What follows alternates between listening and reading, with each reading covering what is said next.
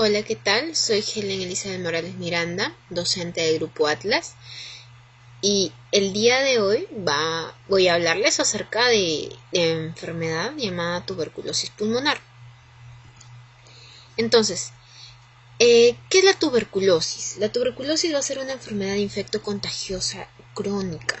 Entonces, ¿por qué decimos infecto contagiosa? Porque la persona que tiene la enfermedad, que se infecte la enfermedad, puede contagiar a otras personas. Entonces, va a ser producida por agentes del grupo Mycobacterium tuberculosis complex. ¿Qué quiere decir?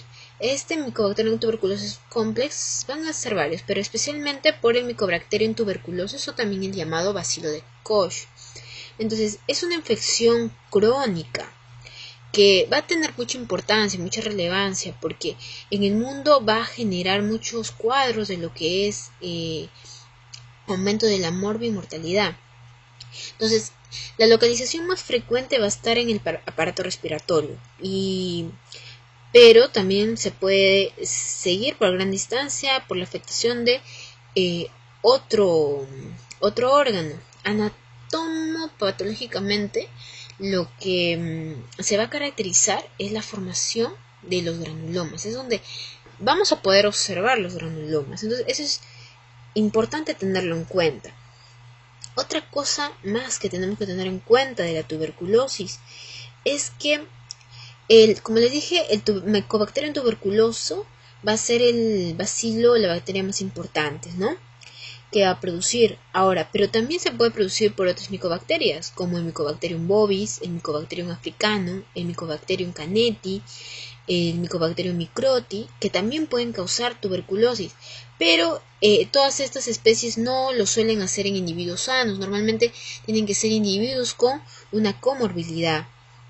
Aunque la tuberculosis va a ser una enfermedad predominantemente pulmonar, como les he mencionado, entonces puede afectar a otros órganos, como por ejemplo al sistema nervioso central, darle una meningitis tuberculosa, también al sistema linfático, al sistema circulatorio, al sistema genitourinario, al aparato digestivo, a los huesos, a las articulaciones, incluso podría generarse en la piel.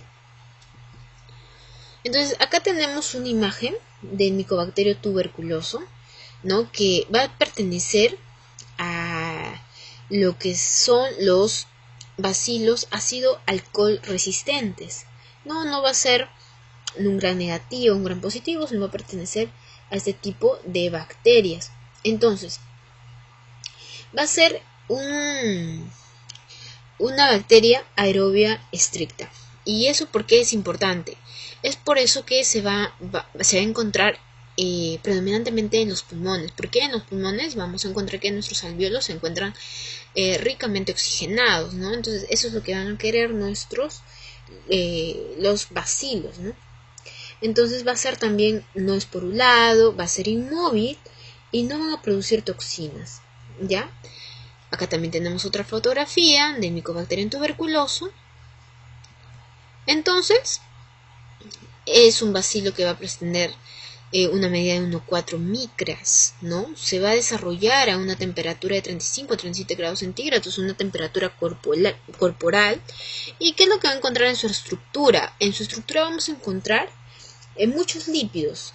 También, aparte de lípidos, vamos a encontrar el ácido micólico, que es la base de los ácido alcohol resistentes, y también otro factor que va a ser el core factor. Este core factor va a ser un factor de virulencia muy importante, ¿no? Eso es lo que le va a dar esta virulencia al Mycobacterium tuberculoso.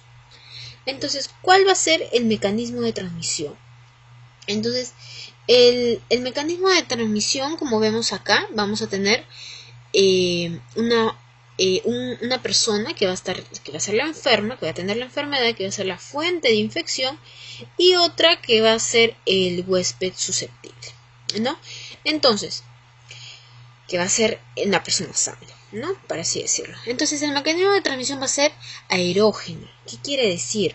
Que en más del 98% de los casos la infección va a ser causada por la inhalación de las secreciones respiratorias emitidas por un adulto o una persona, ¿no?, que que presenten la enfermedad tuberculosa pulmonar con un esputo positivo. ¿Qué quiere decir? Con un esputo positivo quiere decir que cuando ya le hago una prueba de esputo, ¿no? Le saco su esputo, ¿no? Le hago toser y reviso su esputo, le hago una prueba de laboratorio para ver este BK significa bacilo de Koch, y veo cómo se encuentra su BK, sus bacilos de Koch, y de acuerdo al número de bacilos de Koch que yo encuentre en ese esputo, yo voy a hablar de un BK, una cruz, 2 cruces y 3 cruces, ¿no? Cabe mencionar de que a mayor cantidad de cruces es mayor el número de bacilos de Koch que nosotros vamos a encontrar. Entonces solamente vamos a decir un BK positivo. Entonces, si esta persona enferma tiene un BK positivo, ¿no? Y comienza a emitir estas secreciones respiratorias y la otra persona que está sana lo inhala, entonces es así como se puede contagiar. Entonces, no en todos los casos va a desarrollar la enfermedad, porque existen 2 factores importantes que determinan esta evolución. Uno que va a ser la facilidad de la exposición a una persona enferma, ¿ya? Por ejemplo, la cercanía que tiene, ¿no? Por ejemplo, una persona que tose o que estornuda, ¿no? Entonces, más o menos, cuando estornuda es 1,8 metros, ¿no? La distancia en que puede llegar estas gotitas, ¿ya? Estas gotitas, y pueda contagiar. Entonces, y otro va a ser las condiciones inmunológicas propias del huésped. Por ejemplo, cuando una persona no toma desayuno o no ha comido, se encuentra desnutrida, entonces disminuye las defensas. Entonces eso hace que el bacilo pueda ingresar hacia sus pulmones y hasta como no tiene con qué defenderse, no tiene buen sistema inmunológico, entonces puede hacer la enfermedad. Otro ejemplo, los niños menores de 1 año son los que van a tener más probabilidades de desarrollar formas más graves de la enfermedad. Por ejemplo, una forma más, por decir, común, una forma más leve o menos grave, por así decirlo, es la forma pulmonar, ¿verdad? Es la más conocida. Pero la forma más grave, por ejemplo, es cuando este bacilo de acá llega al cerebro, ¿ya? Y hace, por ejemplo, una meningitis tuberculosa. O cuando esto que está acá llega a todos los órganos de nuestro cuerpo. Y a eso le vamos a llamar tuberculosis miliar. ¿Ya? Entonces la transmisión va a ser por medio de la tos, por medio del habla, al estornudar, al besar también. Una risa intensa, cantando. Por ejemplo, cuando uno encuentra un paciente, ¿no?, que tiene tuberculosis, entonces se le pide también que pueda llevar al centro médico, centro de salud, a los contactos con el que ha tenido cercanía, ¿no? Por ejemplo, su enamorado, su esposo, su esposa, ¿no? Entonces, para también hacerle la prueba, porque lo más probable es que la otra persona también se encuentre infectada. Entonces, ahora vamos a hablar acerca de la patogenia, ¿no? La patogenia. Entonces, este es un pulmón normal. Es un pulmón normal. Estas son las vías respiratorias por donde va a ingresar, ¿verdad? Acá tenemos nuestra laringe, ¿no?, nuestra tráquea, y acá se van a dividir en los bronquios primarios, bronquios secundarios, a los bronquiolitos, y en el bronquiolo más o menos en el nivel 16 es donde se van a encontrar, van a comenzar a formar nuestros alvéolos, nuestros sacos alveolares, ¿no? Y es ahí donde se van a alojar nuestros, se pueden alojar, los bacilos de Koch que ingresen. Entonces, ¿cómo va a ocurrir?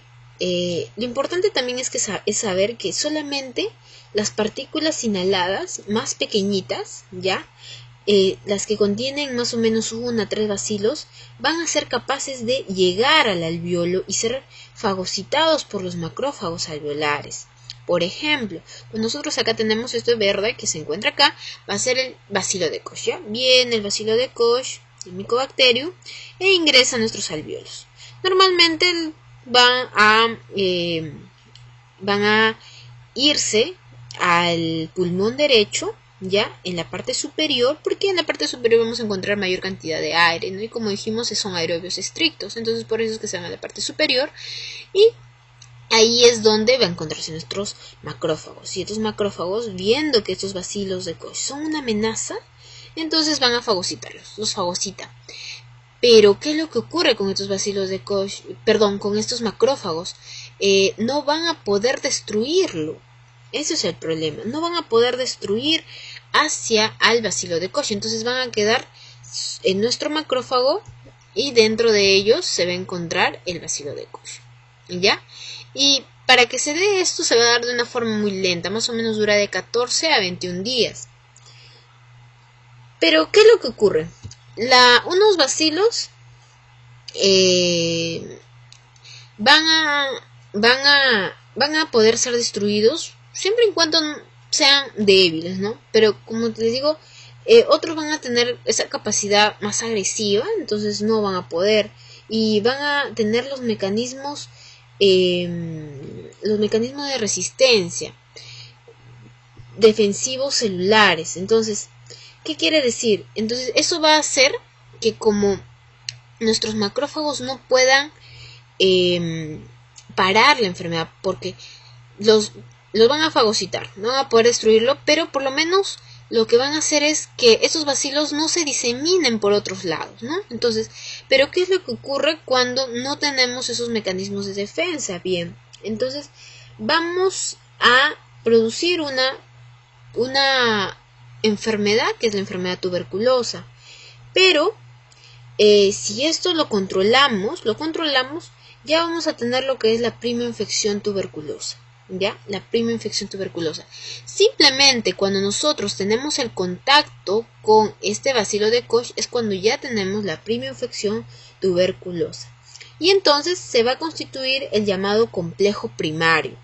¿Ya? Un complejo primario que va a ser formado por el complejo de Ghon. Entonces, ¿qué va a ser el complejo de Ghon? El complejo de Ghon va a ser dada por una neumonitis, linfagitis y adenitis. ¿Y por qué? Vamos a ver. El macrófago, como les vine diciendo, va a fagocitar al bacilo de Koch. Entonces, este macrófago no se queda acá, ¿verdad? Entonces, lo que hace el macrófago es llevarlo hacia los ganglios linfáticos cercanos. Entonces, ¿por dónde viaja? Viaja por acá, por los vasos linfáticos, ¿no? Y los lleva, por ejemplo, a los ganglios linfáticos mediastinales o a los iliares, ¿no? Entonces los lleva y acá se va a encontrar. Entonces, ¿qué es lo que va a producir que los lleve? Esto lo va a producir el complejo primario de Ghon. ¿Por qué? Porque al estar en el pulmón va a producir una neumonitis. Al viajar por los vasos linfáticos va a producir una linfagitis. Y al llegar hacia el ganglio linfático va a producir una adenitis. ¿Ya? Entonces ahí tenemos nuestro complejo de Ghon. Entonces, la repercusión sobre el pulmón se va a traducir en dos situaciones patológicas muy distintas. La primera va a ser la prima infección tuberculosa subclínica. ¿Qué quiere decir prima infección tuberculosa subclínica? Va a ser la latente, ¿ya? Que se va a caracterizar porque no hay síntomas y signos clínicos. ¿Qué quiere decir? No se va a dar, la persona no va a tener ninguna manifestación, ninguna alteración física, ¿no? Causada por que tiene este bacilo de Koch en su cuerpo. Entonces tampoco va a tener alteraciones radiológicas ni bacteriológicas. Por ejemplo, va a tener, en el momento de que le saquen un BK, su BK va a salir negativo. Y entonces solamente va a tener la prueba de tuberculina positiva, ¿ya? Esta prueba de tuberculina, que es la que nos van a inocular el PPD, ¿no? Entonces, ¿qué es lo que va a ocurrir? Que en el momento que nos inocula en la prueba de tuberculina, entonces va a producir, ¿no? un tipo de alteración inmunológica en nuestra piel, porque van a utilizar la vía intradérmica y va a producir como un tumorcito, ¿no? Que es la reacción que se están dando porque nosotros hemos tenido anticuerpos que han reaccionado con la inoculación de este bacilo, ¿no? Entonces eso es lo que nos produce un tipo de alergia, ¿no? Entonces eso se va a tratar esa prueba de tuberculina.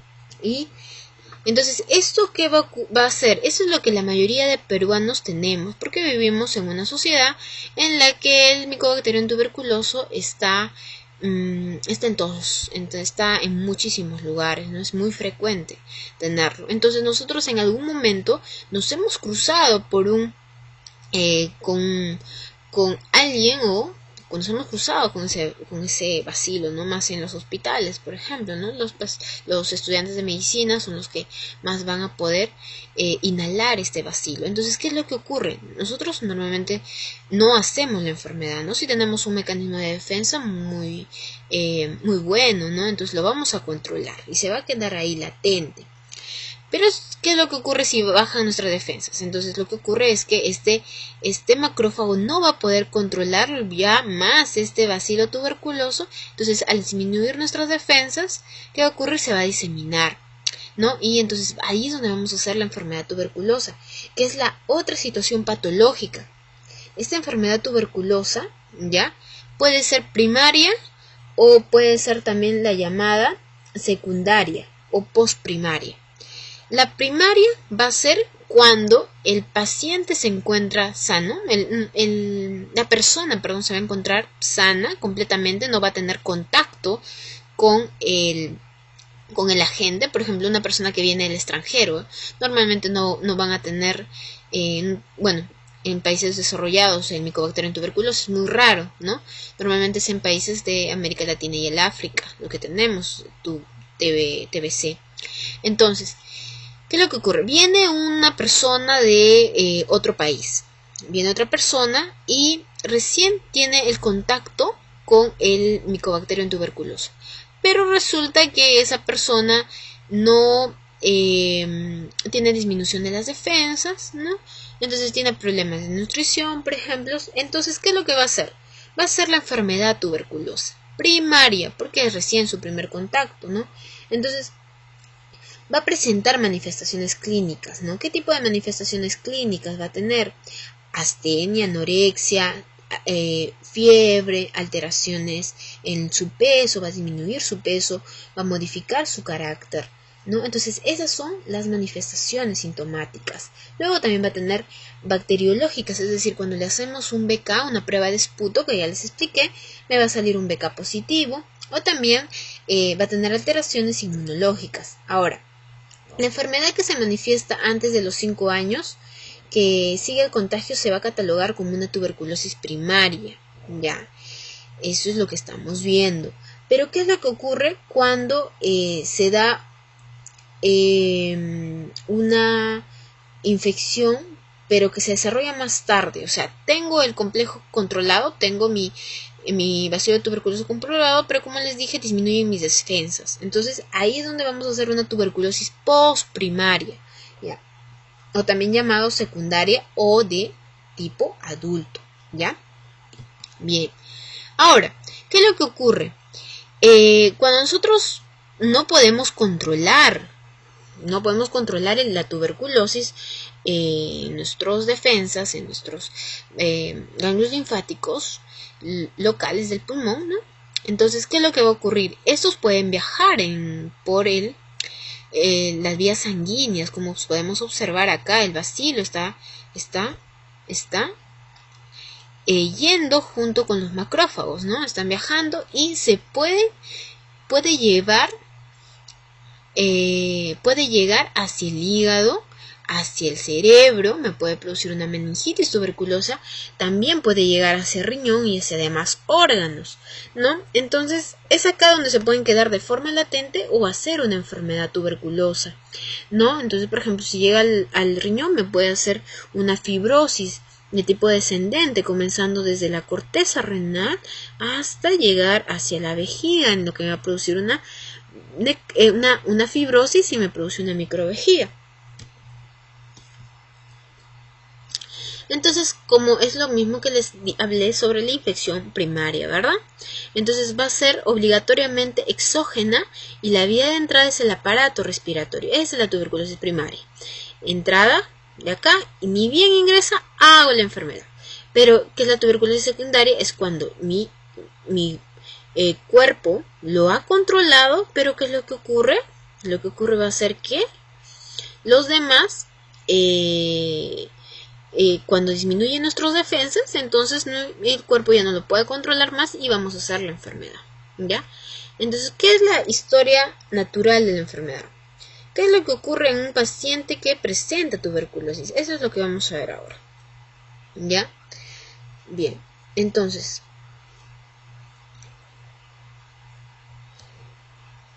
acá tenemos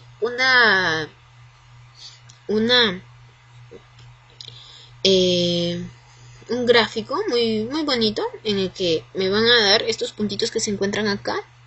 Acá no se observa mucho, pero estos puntitos que se encuentran acá, que son chiquititos de acá, esos van a ser los Mycobacterium tuberculosos, ¿ya? Y los que se encuentran acá, estos van a ser los polimorfos nucleares, ¿ya? Estos grandecitos que se encuentran acá van a ser los que van a controlar los macrófagos, ya, los polimorfos nucleares, los que van a controlar la infección. Y los que se encuentran acá, en la parte de acá, estos son puntitos un poquito más grandes, van a ser los linfocitos, ¿ya? Los linfocitos. Bien, entonces, ¿qué es lo que ocurre primero? Lo que ocurre primero es que este macrófago lo que va a querer es controlar la enfermedad, ¿no? Entonces los va a fagocitar. Los va a fagocitar al Mycobacterium tuberculoso, pero lo va a mantener ahí, ¿no? Lo va a mantener ahí. Pero entonces hay un momento en que no lo va a poder destruir. Entonces, ¿qué es lo que ocurre cuando no lo puede destruir? Vienen más macrófagos para ver si lo pueden destruir. Entonces acumulan más cantidad de macrófagos, como podemos ver acá. Pero los macrófagos no pueden hacer nada. Entonces, ¿cuál va a ser nuestra segunda línea de defensa? La segunda línea de defensa van a ser los linfocitos, ¿verdad? Entonces los linfocitos llegan para ayudar a los macrófagos a destruirlo. Entonces, ¿qué es lo que va a ocurrir? Lo que va a ocurrir es que en un 30% de los casos, los macrófagos van a ser incapaces de destruirlo, ¿ya? Entonces se va a generar la infección que se va a caracterizar por el crecimiento en el interior del fagosoma de los macrófagos infectados. Entonces, ello va a ser debido a que el bacilo es capaz de frenar la unión fago-lisosoma, ¿ya? Entonces, por eso no va a poder destruirlo.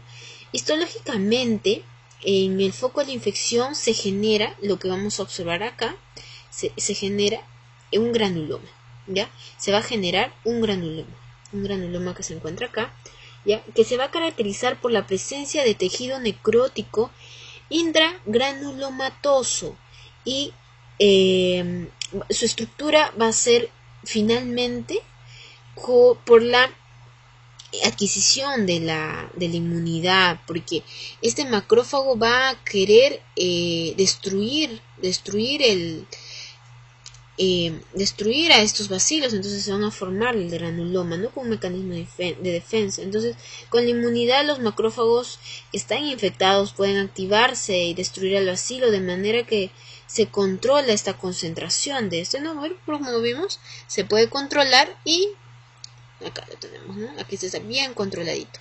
Pero ¿qué ocurre cuando no se controla? Bien, cuando tenemos la infección latente caracterizada por la presencia de la respuesta inmune específica, ¿no? Como les estoy diciendo. Entonces, vamos a tener este control de la concentración de los bacilos de Koch, pero con la presencia de los bacilos latentes en el tejido necrótico.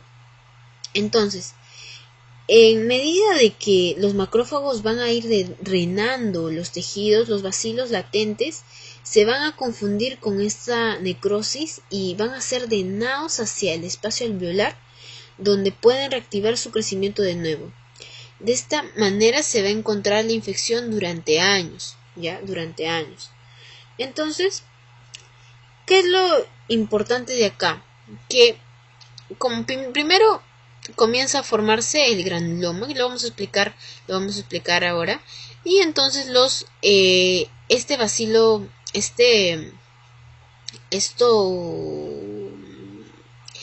bacilos de Koch, son los que van a tener la capacidad de producir mayor cantidad, ¿ya? De duplicarse para controlar al sistema inmunológico, ¿no? Y entonces lo único que puede hacer al final nuestros macrófagos, no nuestro sistema inmunológico, es producir una necrosis. una necrosis que se va a llamar una necrosis del tipo caseosa. Esta necrosis caseosa es el que se llama el casio y es el que vamos a ver en la radiografía de tórax. Vamos a ver unas cavidades, ¿no? Y esas van a ser las cavernas, y esas cavernas han sido formadas por los macrófagos que han querido destruir a los bacilos, pero lo único que han tenido que hacer también es destruir tejido vivo de nuestro organismo, ¿ya? Entonces, eso es lo que se va a manifestar, ¿no? Como por ejemplo acá tenemos la TB primaria y la TB postprimaria, ¿no? Como les dije, la TB primaria es la que comenzará a hacer la infección acá.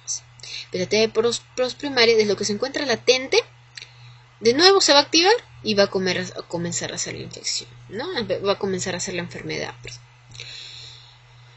Entonces la tuberculosis secundaria, como les mencioné, va a ser la reactivación de la tuberculosis primaria o la reinfección de un sujeto previamente expuesto. Entonces acá vamos a tener un gráfico que va a ser de verdad muy interesante que me lo puedan entender, porque acá se encuentra cómo es que desde la inhalación puede llegar a los demás órganos y qué me puede producir en los demás órganos. Acá vamos a tener la primera infección, ¿ya? La primera infección que se va a dar en una persona asintomática con mayor frecuencia. Entonces, ¿dónde se va a dar? En el lóbulo medio, en el lóbulo inferior, ¿no?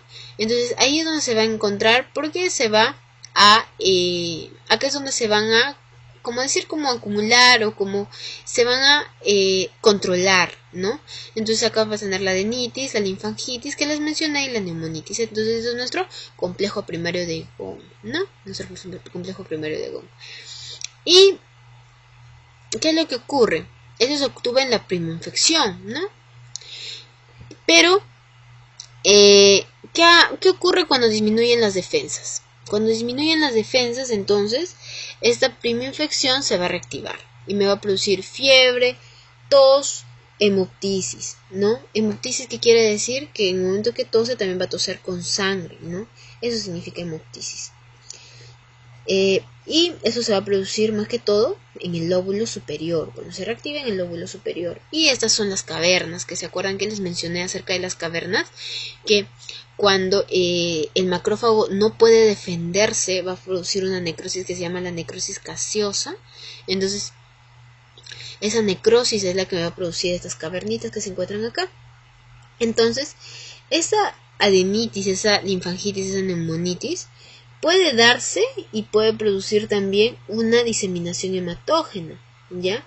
Que va a ser controlada por la inmunidad celular y se habla de un Mantoux positivo. ¿Qué es la prueba de Mantoux positivo? Es la prueba del PPD, es lo mismo, ¿no? Entonces cuando nosotros ya tenemos un contacto con el bacilo de Koch le llamamos primera infección. Entonces, ¿cómo pueden saber que yo he tenido contacto con el bacilo de Koch? Pues me hacen una prueba de Mantoux, ¿no? Intradérmica, y me produce una reacción antígeno-anticuerpo.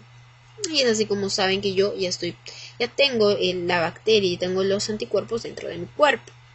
Entonces, ¿qué ocurre en la reactivación? En la reactivación va a haber van a ir hacia los demás órganos de nuestro cuerpo, ¿no? Por ejemplo, pueden ir hacia la vía digestiva, hacia la vía cutánea, hacia el corazón, ¿ya? Hacia demás órganos. Y, por ejemplo, pueden ir hacia la región genitourinaria. Entonces, esto puede producir una infección renal, la cual se va a diseminar por la vía urinaria hacia el uréter, vejiga y órganos genitales. Entonces va a cursar típicamente con un cuadro de síndrome miccional, va a producir una piuria estéril con orina ácida y hematuria. Eso es lo que se va a producir. Una leucocituria sin bacterias, ¿ya? Sin bacterias, pero la orina se va a encontrar ácida, ¿ya?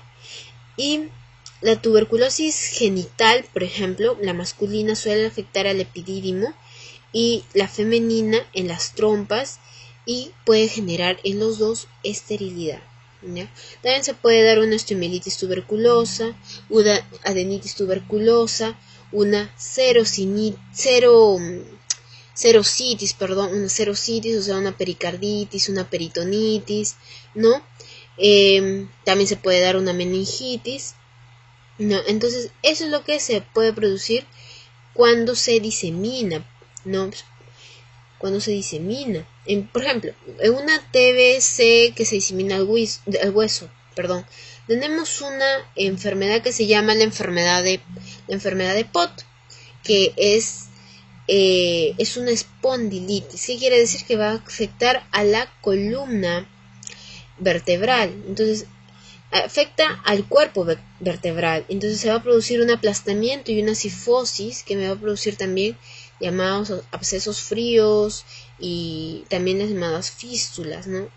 En el riñón mástic, ¿no? En el cerebro la meningitis. Entonces, como les mencioné, van a tener etapas. Las etapas van a ser, por ejemplo, de etapa inicial o de ataque en la que va a actuar el macrófago. Les mencioné el ataque de fagocitar a los bacilos de Koch para poder pararlos, ¿verdad? Ya. Luego la segunda etapa va a ser la de simbiosis o de crecimiento logarítmico, en lo que va a haber una atracción de los monocitos a los tejidos del granuloma. ¿Qué quiere decir? Porque los macrófagos no tienen la capacidad suficiente para controlar a mis bacilos de Koch, entonces piden ayuda hasta hacia a los linfocitos. Entonces los linfocitos llegan así como lo vimos en el gráfico, ¿verdad? En el gráfico vimos a los linfocitos y ahí lo encontramos acá los linfocitos, ¿verdad?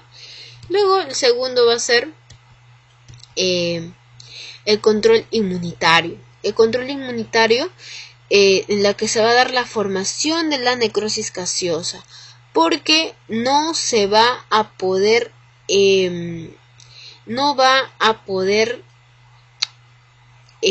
controlarlo, ¿no? Ni siquiera los linfocitos ni los macrófagos, y entonces van a formar una necrosis del tipo gaseosa, ¿no? Y entonces esta formación de necrosis gaseosa va a darse la licuefacción y formación de la cavidad o caverna, ¿no? Esta licuefacción, formación de la cavidad o caverna, la que les he mencionado, va a ser que el bacilo hidroliza en calcio, medio para desarrollarse, ¿no? Entonces lo que ocurre es que al producirse esa necrosis gaseosa, entonces lo que hace el bacilo es aprovechar esa necrosis, ¿no? Aprovechar y lo va a hidrolizar. Hidroliza el calcio y entonces ahí va a quedar un medio vacío, como por ejemplo lo vemos acá, un medio vacío. Acá, un medio de acá vacío, un medio vacío acá, y en este medio vacío es donde se va a desarrollar los bacilos que han quedado, ¿no? Esos bacilos. Entonces va a seguir la enfermedad. Acá, como lo podemos ver, la etapa inicial o de ataque, la simbiosis o crecimiento logarítmico, como podemos ver cómo se van replicando muy rápidamente, el control inmunitario, formación de la necrosis gaseosa, ¿no? Y luego la formación de la cavidad dada por los bacilos. ¿Cuál va a ser la clínica? ¿En qué qué es lo que le va a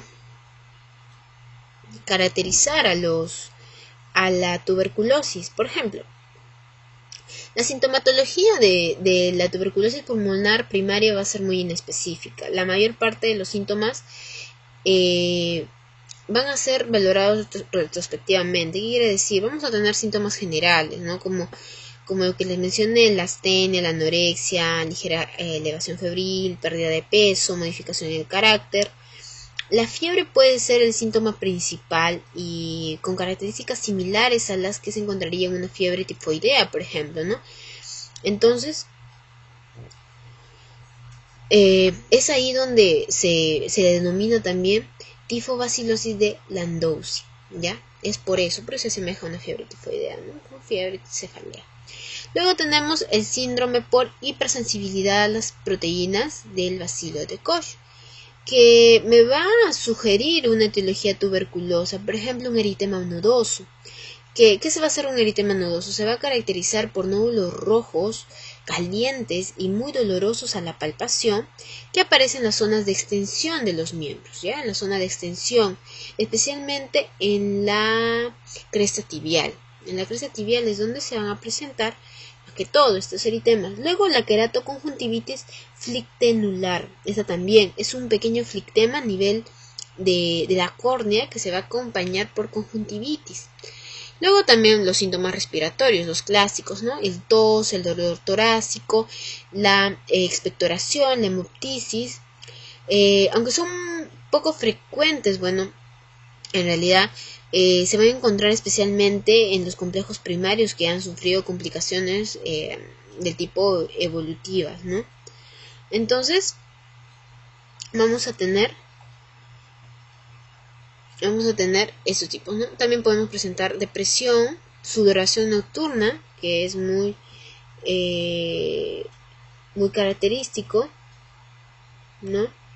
Entonces todo esto es lo que me va a producir el bacilo de Koch. Listo.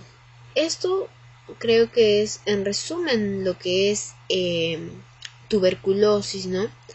Entonces, normalmente la tuberculosis, para terminar, va a ser poco frecuente en la infancia. Va a ser fundamentalmente en la adolescencia, en donde uno se va a infectar, ¿no? Y puede, después de haber estado infectado durante varios años, ¿no? Entonces se puede reactivar.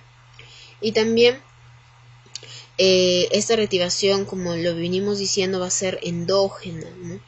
Y estos gérmenes que han estado acantonados, ¿no? Desde que ocurrió la infección primaria, o bien también se puede dar una infección por el exterior, ¿no? Y producir también una reactivación del tipo exógeno. O sea, comienzan otra vez unas bacterias mucho más agresivas, ¿no? Y hacen que reactive la enfermedad, ¿no? Y los síntomas son los propios de la tuberculosis que siempre se van a dar, ¿no? Entonces, en los niños y en los adultos la mayoría van a ser iguales sus síntomas, ¿no? Febrícula, tos, astenia, anorexia, dolor torácico, ¿no? Entonces siempre hay que tener en cuenta eso también, ¿no? Entonces una buena historia clínica, tener cómo está su mantox, ¿no? Su prueba del PPD, ¿no? Y luego su examen también bacteriológico, su BK, también un examen microscópico con la técnica clásica de Signisen, ¿no? Que demuestra que existen bacilos ácido alcohol resistentes, ¿no? No nos va a afirmar que se trate del BK, ¿no? Pero ya nos da una sugestión que se trata de un bacilo ácido alcohol resistente. Bueno, eso sería todo. Muchas gracias por su atención.